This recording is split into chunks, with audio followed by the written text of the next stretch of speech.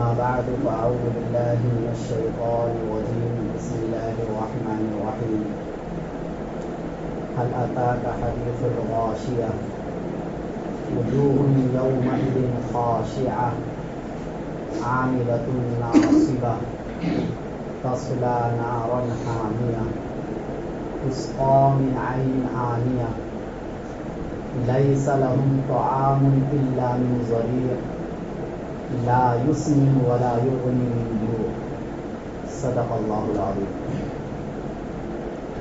سامعین محترم اور معزز ساتھیوں، ایک دن ایسا آئے گا کہ یہ دنیا ختم ہو جائے گی،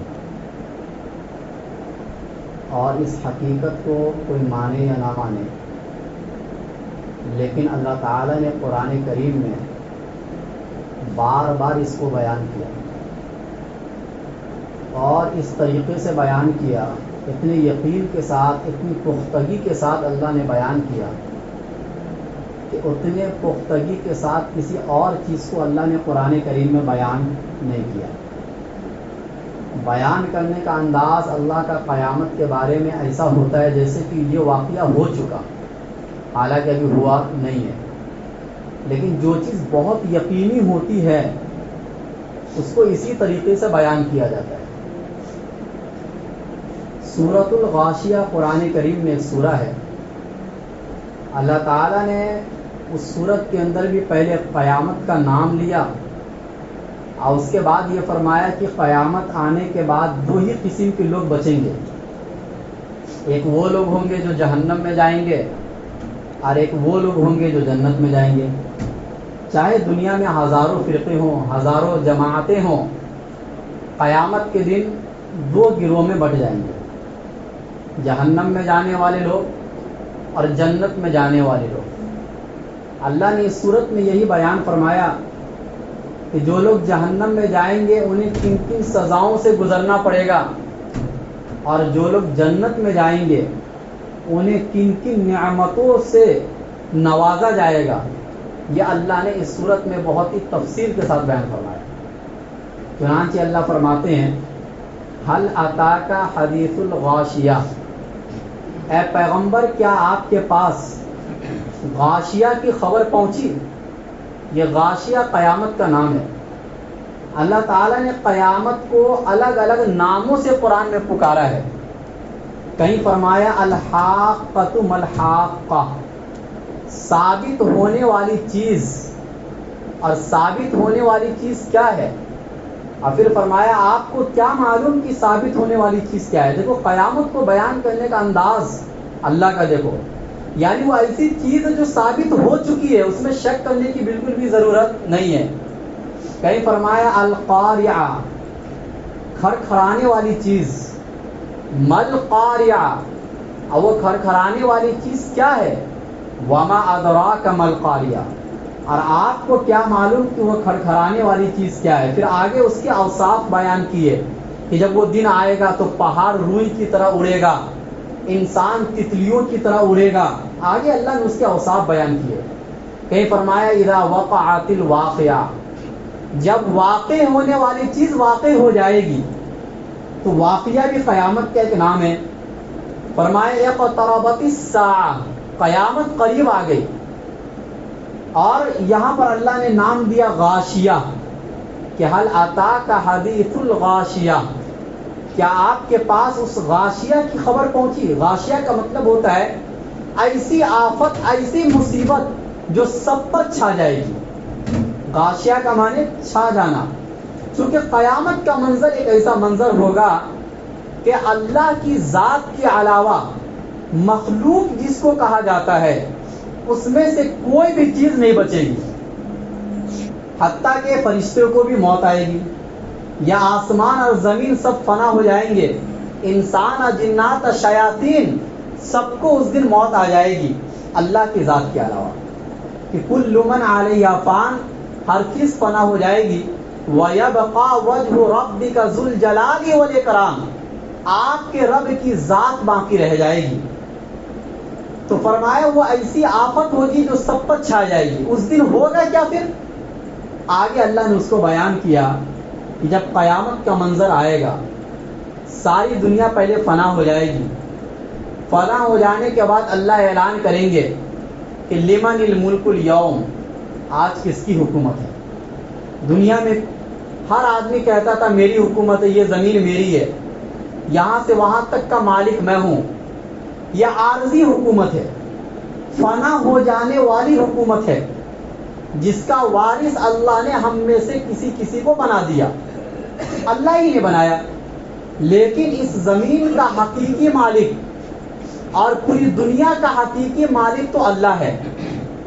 اور قیامت کے دن یہ پورے واضح طور سے یہ بات سمجھ میں آ جائے گی۔ اللہ اعلان کریں گے کہ آج کس کی حکومت ہے، سب مردے پڑے ہوں گے، کہیں سے کوئی آواز نہیں آئے گی، اللہ خود ہی جواب دیں گے للہ الواحد القہار، آج اس ایک اللہ کی حکومت اور بادشاہت ہے جو قہار ہے، جو زبردست ہے۔ سورہ فاتحہ میں اللہ نے فرمایا نا مالک یوم الدین، روز جزا کا بادشاہ، وہ رحمان رحیم ہے۔ تو پتہ یہ چلا کہ قیامت کے دن جب سب لوگ فنا ہو جائیں گے تو یہ اعلان ہوگا، پھر کہیں سے جواب نہیں آئے گا تو اللہ خود ہی جواب دیں گے، اور اس کے بعد پھر اللہ تعالیٰ جن جن لوگوں سے حساب اور کتاب لینا ہوگا ان تمام کو دوبارہ زندہ کریں گے۔ لیکن جو مکلف مخلوق ہے، انسان اور اس کے بعد جنات، اصل حساب اور کتاب انہی سے ہوگا، انسانوں سے اور جناتوں سے۔ تمام لوگوں کو اللہ تعالیٰ اپنے سامنے کھڑا کر دیں گے۔ قیامت کا منظر ہوگا، دو قسم کے لوگ ہوں گے، ایک جہنم میں جانے والے لوگ ہوں گے، ایک جنت میں جانے والے لوگ ہوں گے۔ فیصلہ بعد میں ہوگا، لیکن چہرے پر آثار اور علامتوں کے ذریعے سے انسان خود ہی پتہ لگا دے گا کہ میں جہنم میں جاؤں گا یا میں جنت میں جاؤں گا۔ اسی چیز کو اللہ نے قرآن کریم کے کئی مقامات پر بیان فرمایا کہ حل اتاک حدیث الغاشیہ وجوہ یومئذ خاشعہ، کچھ چہرے اس دن ذلیل ہوں گے، ذلت کے آثار ان کے چہرے پر نمایاں ہوں گے۔ اللہ نے قرآن میں فرمایا کہ اذ المجرمون ناکسوا رؤوسہم عند ربہم، کہ جو مجرمین لوگ ہوں گے، جو دنیا میں نافرمانی کی زندگی گزار رہے ہوں گے، وہ قیامت کے دن اپنے رب کے سامنے اپنے چہرے کو جھکائے ہوئے ہوں گے، وہ چہرہ اٹھانے کی صلاحیت نہیں رکھیں گے، ذلت کا تھپا ان کے اوپر لگا ہوا ہوگا۔ فرمایا ایک جگہ وجوہ یومئذ باسرہ، کچھ چہرے اس دن بد رونق ہوں گے، چہرے پر کسی قسم کی کوئی روشنی نہیں ہوگی، کالے چہرے ہوں گے۔ تظن ان یفعل بها فاقرہ، وہ یہ گمان کر رہے ہوں گے کہ آج میرے ساتھ کمر توڑنے والا معاملہ کیا جائے گا، یعنی ایسا بوجھ اس کے اوپر لادا جائے گا جس سے کمر ٹوٹ جائے۔ تو یہ کب ہوگا؟ قیامت کے دن ہوگا۔ ایک جگہ اللہ نے فرمایا وجوہ یومئذ علیہا غبرہ، کچھ چہرے اس دن ایسے ہوں گے جس کے اوپر گرد آلود چہرے ہوں گے، جیسے کسی کے اوپر گرد پھینک دیا جائے، مٹی پھینک دیا چہرے پر تو کیسا چہرہ ہو جائے گا، ویسے چہرے ہوں گے۔ ترہقھا قطرہ، اس کے اوپر ذلت چھایا ہوا ہوگا۔ مطلب الگ الگ جگہ پر اللہ نے قرآن میں الگ الگ انداز میں بیان کیا کہ کچھ چہرے اس دن اس طریقے سے کالے ہوں گے۔ ایک جگہ وہ فرمایا یوم تبیض وجوہ وتسود وجوہ، کہ کچھ چہرے اس دن روشن ہوں گے اور کچھ چہرے اس دن کالے ہوں گے، اور جو چہرے کالے ہوں گے اللہ اس سے کہیں گے کہ تم عذاب کا مزہ چکھو، تم عذاب کا مزہ چکھو۔ یہ کب ہوگا؟ ابھی جنت کا فیصلہ نہیں ہوا، ابھی جہنم کا فیصلہ نہیں ہوا، اس فیصلے سے پہلے چہروں کے آثار سے آپ کو اندازہ ہو جائے گا کہ آپ کہاں جانے والے ہو۔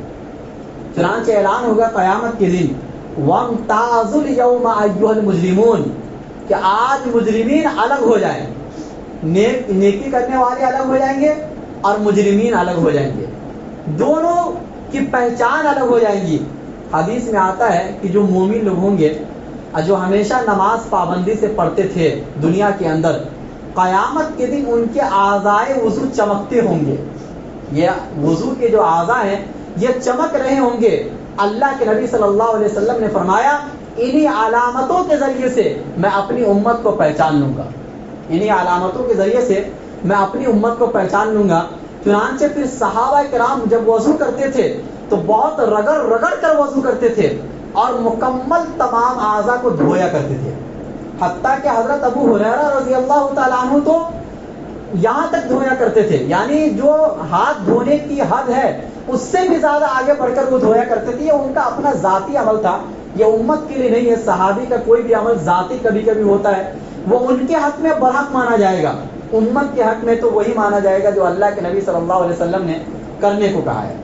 تو بہرحال ہمیں اور آپ کو بھی پابندی سے نماز پڑھنا چاہیے تاکہ قیامت کے دن ہمیں اپنے چہرے دیکھ کر ہمیں یہ خوشی ہو جائے کہ ہم جنت والے ہیں اور کون جہنم والے ہیں۔ فرمایا وجوہ یومئذ خاشعہ، کچھ چہرے اس دن اس کے اوپر ذلت کے آثار نمایاں ہوں گے، وہ ذلیل ہوں گے وہ چہرے۔ عاملۃ ناصبہ، کچھ لوگ اس حالت میں آئیں گے کہ بہت تھکے ہوئے ہوں گے اور محنت و مشقت کا کام کرنے کی وجہ سے تھکن سے چور ہوں گے۔ یہ کون لوگ ہوں گے؟ جو دنیا میں کچھ تو وہ لوگ ہیں جو حضرت عیسیٰ علیہ الصلوۃ والسلام کو مانتے ہیں، جو حضرت موسیٰ علیہ الصلوۃ والسلام کو مانتے ہیں، جن کو یہود و نصارہ کہا جاتا ہے، لیکن وہ ہمارے نبی صلی اللہ علیہ وسلم کو نہیں مانتے ہیں، لیکن اس کے باوجود وہ خدا کو مانتے ہیں، پیغمبر کو مانتے ہیں۔ ان میں بہت سے لوگ وہ ہیں جو راتوں کو اٹھ اٹھ کر اللہ کے سامنے روتے ہیں، ان میں بہت سے لوگ وہ ہیں جو اللہ کی محبت کی خاطر انہوں نے شادی کرنا چھوڑ دیا۔ یہ خود قرآن کریم نے اس چیز کو بیان کیا۔ وہ راتوں میں اٹھ اٹھ کر، ان میں بہت سے ایسے لوگ ہیں جو سجدے کی حالت میں وہ رات گزار دیا کرتے ہیں، لیکن اس کے باوجود بھی ان کا یہ سجدہ، ان کا یہ اللہ پر ایمان لانا اور ان کا اللہ کی محبت میں شادی بیاہ چھوڑ دینا اور جنگلوں کی زندگی گزارنا اور پوری زندگی اللہ کی عبادت میں لگا دینا ان کو جنت میں لے کر نہیں جائے گا۔ کیوں؟ اس لیے کہ انہوں نے ہمارے نبی محمد صلی اللہ علیہ وسلم کی شریعت کو اور ان پر ایمان لانے کو نہیں مانا۔ جب ہمارے نبی کی شریعت آ گئی تو پچھلی شریعتیں منسوخ ہو گئی۔ نبی پر تو ایمان ہوگا لیکن شریعت پر ایمان نہیں ہوگا۔ پھر ہماری شریعت کو، یعنی ہمارے نبی صلی اللہ علیہ وسلم کی شریعت کو قبول کیے بغیر انسان جنت میں نہیں جا سکتا۔ تو فرمایا کچھ چہرے تھکے ہوئے ہوں گے دنیا کے اعتبار سے، بہت محنت کیے، بہت مشقت اٹھائے اور ان کو ایسا لگا کہ میں جنت میں جاؤں گا، جیسے کہ ان کا اعلان ہے۔ قرآن کریم نے اس اعلان کو بیان کیا پہلے پارے سورہ بقرہ کے اندر کہ یہود کہتے کہ جنت میں ہم جائیں گے، نصارہ کہتے کہ جنت میں ہم جائیں گے، اللہ کہتے ان میں سے کوئی بھی جنت میں نہیں جائے گا۔ جنت میں تو وہ جائے گا جو قرآن کریم پر ایمان لائے گا، لیکن ان کا ایمان اس کے اوپر نہیں ہے، لیکن بہت عبادت کرتے ہیں، محنت کرتے ہیں، مشقت کرتے ہیں، ریاضت میں، عبادت میں بہت آگے بڑھے ہوئے ہیں۔ ہم سے زیادہ وہ سجدہ کرنے والے ان میں آپ کو آج بھی مل جائیں گے۔ 2 مہینے کے لگاتار روزے رکھتے ہیں وہ لوگ، ہمارے یہاں تو 1 مہینے کا ہے، ان کے یہاں 2 مہینے کے ہیں، لیکن اس کے باوجود بھی وہ جنت میں نہیں جائیں گے۔ ان کے بارے میں فرمایا عاملۃ ناصبہ، کچھ چہرے اس دن ایسے ہوں گے جو ذلت کے آثار تو ہوں گے لیکن دنیا میں محنت و مشقت کرنے کے باوجود بھی آج یہ محنت ان کو کام نہیں آئے گی۔ اس لیے کہا جاتا ہے کہ جب کوئی بھی کام کرو تو آپ قرآن اور حدیث کی روشنی میں کرو تاکہ آپ کا یہ عمل کہیں قیامت کے دن بیکار اور رائگاں نہ ہو جائے۔ آپ نے تو کیا تھا یہ سمجھ کر کہ یہ دین ہے، آپ نے تو یہ کیا تھا یہ سمجھ کر کہ اللہ اس کے رسول کا حکم ہے، لیکن قیامت کے دن آپ کو پتہ یہ چل جائے گا کہ یہ اللہ اس کے رسول کا حکم نہیں تھا۔ اسی کے بارے میں اللہ سورہ کہف میں فرماتا ہے کہ قل هل انبئکم بالاخسرین اعمالا، کیا ہم آپ کو بتلا دیں کہ قیامت کے دن اعمال کے اعتبار سے سب سے زیادہ نقصان اٹھانے والے لوگ کون ہوں گے؟ فرمایا الذین ضل سعیهم فی الحیات الدنیا وهم یحسبون انہم یحسنون صنعا، یہ وہ لوگ ہوں گے جن کے دنیا کی زندگی کی محنت قیامت کے دن رائگاں ہو جائیں گی، بیکار ہو جائیں گی، حالانکہ دنیا میں ان کا یہ گمان تھا کہ ہم ہدایت پر ہیں۔ بھائی یہ تو بہت بڑا نقصان ہے نا کہ آدمی دنیا میں یہ تو سمجھ رہا ہے کہ میں ہدایت پر ہوں، میں حق پر ہوں، اور قیامت کے دن ان کو یہ پتہ چل جائے گا کہ آپ حق پر نہیں تھے، تو دنیا کی ساری محنتیں کیا ہو گئی؟ ان کی بیکار ہو گئی، اور ان کو زیادہ افسوس ہوگا ان کے مقابلے میں جن کو معلوم ہے کہ ہم غلط پر ہیں اور وہ غلطی کر رہے ہیں. افسوس تو بہرحال دونوں کو ہوگا، لیکن اس کو زیادہ ہوگا، اس کو کم ہوگا، کیونکہ یہ اپنے آپ کو یہ سمجھ رہا تھا کہ میں دنیا میں صحیح پر ہوں، لیکن اللہ کی نظر میں وہ صحیح پر نہیں تھے. ان کو اللہ نے عقل دی تھی، اس عقل کی روشنی میں ضروری یہ تھا کہ آپ علماء سے جا کر پوچھتے، آپ جاننے والوں سے جا کر پوچھتے کہ اصل دین کیا ہے، اصل واقعہ کیا ہے. یہ آپ کے ذمہ ہے. اللہ نے جو عقل دیا ہے اس عقل کا استعمال کرنا بھی آپ کے ذمہ ہے. اللہ تعالیٰ قیامت کے دن سوال کریں گے کہ اتنی بڑی نعمت میں نے عقل جو آپ کو دی تھی، اس عقل کا استعمال تم نے کہاں کیا؟ مجھے پہچاننے میں کیا، میرے دین کو پہچاننے میں کیا، میرے نبی سے محبت کرنے میں تم نے کیا، یا کسی اور کام میں کیا؟ فرمایا عاملۃ ناصبہ. جب فیصلہ ہو جائے گا یہ چہرہ کہاں جائے گا، یعنی چہرہ سے مراد یہ آدمی جہنم میں جائے گا، تو اللہ تعالیٰ جہنم کے کچھ اوصاف پھر آگے بیان فرماتے ہیں. عاملۃ ناصبہ تصلا نارا حامیہ. یہ چہرے داخل ہو جائیں گے ایسے آگ میں جو ہمیشہ آگ ہوں گے. دیکھو دنیا کی جو آگ ہے یہ آگ ہمیشہ آگ نہیں ہوتی ہے، وقتی طور پر آگ ہے. آپ نے آگ جلائے، کچھ وقت کے لیے جلا، جب لکڑیاں ختم ہو گئی یا گیس باٹلا ختم ہو گیا تو وہ آگ کیا ہو جائے گی؟ بجھ جائے گی، یا آپ اس کو بجھانا چاہے تو بجھ جائے گی وہ. لیکن جہنم کی جو آگ ہے اس کو اللہ نے، ایک تو نار کے مارے خود آگ ہے، اور آگے فرمایا حامیہ، وہ ایسا آگ ہے جو ہمیشہ آگ رہے گا، اس کو کوئی ذات بجھا نہیں سکتی اللہ کے علاوہ. اور وہ آگ کی صفت یہ ہے، دیکھو دنیا کی آگ کی صفت یہ ہے کہ دنیا میں مومن بھی جائے گا تو جل جائے گا، اور جو ایمان والا نہیں ہوگا وہ بھی جائے گا تو جل جائے گا. لیکن جہنم کی جو آگ ہوگی وہ صرف ان لوگوں کو جلائے گی جس کا ایمان اللہ پر نہیں ہوگا. لہذا اگر اس جہنم کے اوپر سے مومن کو گزرنا پڑے گا جیسے پل صراط کے اوپر سے، تو وہ آگ ان کو اثر نہیں کرے گی، بلکہ جہنم یہ کہے گی کہ تم جلدی سے گزرو، تمہاری وجہ سے میں ٹھنڈی ہو رہی ہوں. تو پتہ یہ چلا کہ جہنم کی جو آگ ہے وہ کافرین کے لیے ہے، وہ ان لوگوں کے لیے ہے جن کا ایمان اللہ کے اوپر نہیں ہے. فرمایا تصلا نارا حامیہ، وہ ایسی آگ میں داخل ہو جائیں گے. اللہ کے نبی صلی اللہ علیہ وسلم نے حدیث میں فرمایا کہ جہنم کی آگ دنیا کی آگ کے مقابلے میں 70 گنا زیادہ ہے. صحابہ نے سوال کیا کہ یہ دنیا کی آگ ہی کافی تھی جلانے کے لیے؟ اللہ کے نبی صلی اللہ علیہ وسلم نے فرمایا کہ دنیا کی آگ تو کافی تھی، لیکن اللہ نے عذاب میں شدت بڑھانے کے لیے، سختی بڑھانے کے لیے 70 گنا اور اضافہ کر دیا. سوچو کیا حال ہوگا اس شخص کا کہ اس کا اوڑھنا بچھونا بھی آگ کا ہوگا. یہ خود قرآن کریم میں اللہ نے فرمایا من جہنم مہاد ومن فوقہم غواش، کہ 8ویں پارے میں اللہ نے فرمایا کہ اوڑھنا بچھونا بھی آگ کا ہوگا. جو کپڑا آپ کو دیا جائے گا سرابیلہم من قطران وتغشا وجوہہم النار، وہ کپڑا بھی آگ کا ہوگا. آگ کے اوپر جو پانی ڈالا جائے گا وہ پانی بھی گرم کھولتا ہوا ہوگا، اور جو پانی آپ کو پینے کو دیا جائے گا وہ پینے والا پانی بھی گرم اور کھولتا ہوا ہوگا. جو ہتھوڑے انسان کے اوپر مارے جائیں گے وہ ہتھوڑے بھی آگ کے ہی ہوں گے. تو جب ساری چیز آگ کی ہوگی تو سوچو کیا حال ہوگا انسان کا. اللہ کے نبی صلی اللہ علیہ وسلم نے ایک حدیث میں فرمایا کہ اس انسان کا کیا حال ہوگا کہ جس کا سب چیز آگ ہی آگ ہے. دنیا میں اگر آپ کو آگ میں ڈال دیا جائے تو دنیا کی آگ میں تو آپ مر جائیں گے، 2 منٹ میں آپ کی روح نکل جائے گی، اور جو آگ کی شدت ہے وہ محسوس آپ نہیں کر پائیں گے. 2 منٹ تک محسوس کریں گے، اس کے بعد وہ عذاب کی جو شدت ہے وہ ختم ہو جائے گی روح نکلتے ہی. لیکن جہنم میں اور جنت میں انسان کی روح نہیں نکلے گی، موت نہیں آئے گی، سب کام ہوگا. آپ کا کھال جل جائے گا، دوبارہ اللہ کھال پیدا کر دیں گے، دوبارہ پیدا کر دیں گے، اور اسی طریقے سے آپ عذاب کا مزہ چکھتے رہیں گے. لیکن اس کے بعد بھی انسان کو موت نہیں آئے گی. موت پکارے گا انسان، اللہ تعالیٰ اعلان کریں گے کہ آج ایک موت نہ پکارو، ایک موت سے تمہارا کیا ہونے والا ہے، آج آپ ہزاروں موت پکارو، لیکن موت پکارنے کا کوئی فائدہ نہیں ہوگا. جہنم کے داروغہ سے جہنمی لوگ کہیں گے کہ ہمارے درمیان فیصلہ کر دیا جائے، یعنی ہمیں موت کے گھاٹ اتار دیا جائے کہ دوبارہ زندہ نہ کیا جائے.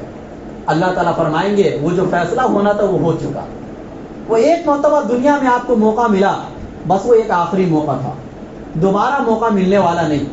فرمایا تسلا نارن حامیہ تسقا من عین آنیہ، اس کو جو پلایا جائے گا پانی۔ مفسرین فرماتے کہ جب جہنمی جہنم میں داخل ہوں گے تو ان کو سب سے پہلے پیاس لگے گی۔ جنت میں تو جو آدمی جنت میں داخل ہوگا وہ تو حوض کوثر سے پانی پی کے جائے گا، اور اللہ کے نبی نے فرمایا جو حوض کوثر سے پانی پیے گا اس کو پیاس نہیں لگے گی، اس کی ایک خاصیت ہے۔ لیکن جہنمی کو تو یہ نعمت نہیں ملے گی نا حوض کوثر کا پانی، تو جہنم میں جانے کے بعد ان کو پیاس لگے گی، اب پانی لایا جائے گا۔ الگ الگ جگہ پر اللہ نے قرآن کریم میں اس پانی کے اوصاف کو بیان فرمایا۔ یہاں پر فرمایا تسقا من عین آنیہ، اس کو پانی پلایا جائے گا گرم کھولتا ہوا۔ آنیہ عربی میں کہا جاتا ہے اس گرمی کو کہ جو ایک دم آخری درجے پر پہنچ جائے، جس کے بعد گرمی کی کوئی ڈگری نہ ہو۔ اس وقت کہا جاتا ہے جب عرب کے اندر بہت گرمی پڑتی تھی تو عرب کے لوگ کہتے تھے کہ قد آنیہ حرہ، کہ گرمی اپنی شدت کو پہنچ گئی، تو وہ لوگ بھی یہاں پر آنیہ کا لفظ استعمال کرتے تھے۔ تو قرآن نے بھی وہی جملہ استعمال فرمایا، مطلب جہنم میں جو پانی آپ کو دیا جائے گا اس پانی کے گرم ہونے کی شدت اتنی زیادہ ہوگی کہ اس کے بعد گرمی کا کوئی تصور نہیں کیا جا سکتا ہے، وہ ایک آخری انتہا کو پہنچا ہوا ہوگا۔ ایک جگہ پر اللہ نے فرمایا وَإِن يَسْتَغِيثُوا يُغَاثُوا بِمَاءٍ كَالْمُهْلِ يَشْوِي الْوُجُوهَ، کہ انسان جب پانی طلب کرے گا جہنم میں تو اس کو ایسا پانی دیا جائے گا یغاثوا بِمَاءٍ، جو ایک تو کڑوا بھی ہوگا اور گرم اتنا ہوگا، یشوی الوجوہ، جب اس پانی کو اپنے چہرے کے قریب لائے گا تو پورا چہرہ اس کا جھلس جائے گا، پورا چہرہ، اوپر والا ہونٹ اوپر چلا جائے گا اور نیچے والا ہونٹ نیچے آ جائے گا، اتنا گرم پانی ہوگا۔ لیکن پیاس کی شدت اتنی زیادہ ہوگی کہ وہ جہنمی وہ پانی ضرور پیے گا، وہ جہنمی وہ پانی ضرور پیے گا۔ پینے کے بعد پھر کیا ہوگا؟ اللہ نے سورہ محمد میں فرمایا وَسُقُوا مَاءً حَمِيمًا فَقَطَّعَ أَمْعَاءَهُمْ، کہ جب وہ گرم پانی ان کو پلایا جائے گا تو پینے کے بعد پیٹ کے اندر جتنا کچھ ہے انسان کا وہ سب کو کاٹ کے رکھ دے گا، وہ سب کو، اور حدیث میں آتا ہے کہ اس کے پیچھے کے راستے سے وہ سب نکل جائے گا اور دوبارہ پھر اللہ بنا دیں گے تاکہ پھر عذاب کا مزہ چکھتے رہے۔ تو اس طریقے سے وَسُقُوا مَاءً حَمِيمًا فَقَطَّعَ أَمْعَاءَهُمْ، اس کی آنتوں کو وہ پانی کاٹ دے گا۔ وہ پانی کی شدت اتنی کہ مفسرین بیان فرماتے ہیں کہ اگر دنیا کے پہاڑ پر وہ پانی کا ایک قطرہ ٹپکا دیا جائے تو دنیا کا پہاڑ پگھل جائے گا، یہ جو دنیا کا جو پہاڑ ہے یہ پہاڑ پگھل جائے گا۔ ایک جگہ پر اللہ نے فرمایا يَتَجَرَّعُ يُسْقَى مِن مَاءٍ صَدِيدٍ، یعنی گرم پانی کے علاوہ کبھی کبھی جہنمیوں کو پیپ کا پانی پلایا جائے گا، یعنی جہنمیوں کے زخم سے جو پانی نکلے گا اور ان کا جو پیپ نکلے گا وہ جمع کیا جائے گا، اور جب آدمی پانی طلب کرے گا تو وہی پانی اس کو پلایا جائے گا۔ یسقا من ماء صدید یتجرعہ، وہ پانی گھونٹ گھونٹ کر پیے گا، لیکن ولا یکاد یسیغہ، وہ پانی پینے کے قریب نہیں ہوگا، دل تو نہیں چاہے گا پینے کا لیکن پیاس کی اتنی شدت ہوگی کہ وہ پانی گھونٹ گھونٹ کر پیے گا، اور اس کو ہر طرف سے موت نظر آئے گی کہ اب میں مر جاؤں گا، اب میں مر جاؤں گا، لیکن قرآن نے فرمایا وما ہوا بمیت، اس کو موت نہیں آئے گی، یعنی موت تو اس کو نظر آئے گی لیکن حقیقت میں اس کو موت نہیں آئے گی۔ یہ اس پانی کی صفت ہے۔ ایسا پانی انسان کو دیا جائے گا۔ دنیا میں ہم ٹھنڈے پانی پیتے ہیں، فرمایا لا فیہا بردٌ ولا، یعنی سورہ نبا کے اندر اللہ نے فرمایا کہ وہاں آپ کو ٹھنڈک والا پانی نہیں ملے گا، گرم پانی کے علاوہ اور غساق والے پانی کے علاوہ، خون اور پیپ کے علاوہ کوئی دوسرا پانی آپ کو نہیں ملے گا۔ یہ جہنم کے پانی کی صفت ہوئی۔ اور کھانے کے بارے میں فرمایا لیس لہم طعام الا من ضریع لا یسمن ولا یغنی من جوع، وہ ایسا کھانا ہوگا کہ ایک تو زقوم کا درخت ہے، ایک قسم کا کھانا ذریعہ ہوگا اس کا نام. یہ ایسا کھانا ہے کہ مفسرین بیان فرماتے ہیں کہ یہ ایلوے سے زیادہ کڑوا ہوگا، مردار سے زیادہ بدبودار ہوگا، اور آگ سے زیادہ گرم، اور پھل بھی کانٹے دار. کیسا پھل دیا جائے گا؟ کڑوا ایلوے سے زیادہ، اور آگ سے زیادہ گرم، اور اسی طریقے سے کانٹے دار پھل، اور مردار سے زیادہ بدبودار. ایسا پھل جب انسان کو دیا جائے گا تو کوئی بھی انسان نہیں چاہے گا اس کو کھانا، لیکن وہ کھائے گا. اور کھانے کے بعد وہ جو کانٹا دار پھل ہوگا وہ پیٹ میں جاتے ہی ہر چیز میں پھنس جائے گا وہ، اور پھنسنے کے بعد وہ پھل بھی ہر چیز کو کاٹ کے رکھ دے گا، دل گردہ ہر چیز کو وہ کاٹ دے گا. ایسا پھل فرمایا لا یسمن ولا یغنی من جوع. وہ ایسا پھل ہوگا کہ نہ اس سے انسان کا موٹاپا بڑھے گا اور نہ اس سے انسان کی بھوک مٹے گی. کھانے کا دو فائدہ ہوتا ہے نا. انسان جب کھاتا ہے تو ایک تو صحت کے لیے کھاتا ہے کہ اگلے وقت میں صحت بڑھے گی، اور نمبر دو وقتی طور پر بھوک مٹ جائے گی. یہ دو مقصد کے لیے انسان کھانا کھاتا ہے. فرمایا جہنمی کو جو بھی کھانا پیش کیا جائے گا، چاہے زقوم ہو، چاہے غسلین ہو، اور چاہے اس کے علاوہ ذریع قسم کا کھانا ہو، یہ تمام کھانوں کی صفت یہ ہے کہ جہنم کے اندر نہ اس کی صحت میں اضافہ ہوگا اور نہ وقتی طور پر اس کی بھوک مٹے گی. یہ تو کھانے اور پانی کا حال ہے. اس کے علاوہ آگ الگ ہی ہوگا، اور بھی قسم کے عذابات. دنیا کے اندر اللہ تعالیٰ نے نہ جنت کی نعمتوں کو 100% بیان فرمایا اور نہ جہنم کے عذاب کو 100% بیان فرمایا. اتنا ہی بیان فرمایا جتنے سے ہمیں شوق پیدا ہو جائے اور جتنے سے جہنم کا ہمیں ڈر پیدا ہو جائے. ورنہ تو 100% نعمت جو جنت کے اندر اللہ نے رکھی ہے اس کا تصور آپ دنیا میں نہیں کر سکتے، اور 100% عذاب جو اللہ تعالیٰ نے جہنم میں رکھا ہے اس کا بھی تصور آپ اس دنیا میں نہیں کر سکتے. اللہ تعالیٰ تو بس ڈرانے کے لیے اور جنت کا شوق دلانے کے لیے تھوڑے تھوڑے عذاب کو بیان فرما دیا اور تھوڑی تھوڑی نعمتوں کو اللہ نے بیان فرما دیا تاکہ اسی شوق میں بندہ جہنم سے بچنے کی کوشش کرے اور جنت کی نعمتوں کا طلبگار بنے. لیکن اللہ کے نبی صلی اللہ علیہ وسلم نے فرمایا کہ تعجب ہے اس شخص پر کہ جو جہنم سے بچنے کی تمنا کرتا ہے اور اس کے باوجود بھی جہنم سے غافل ہے.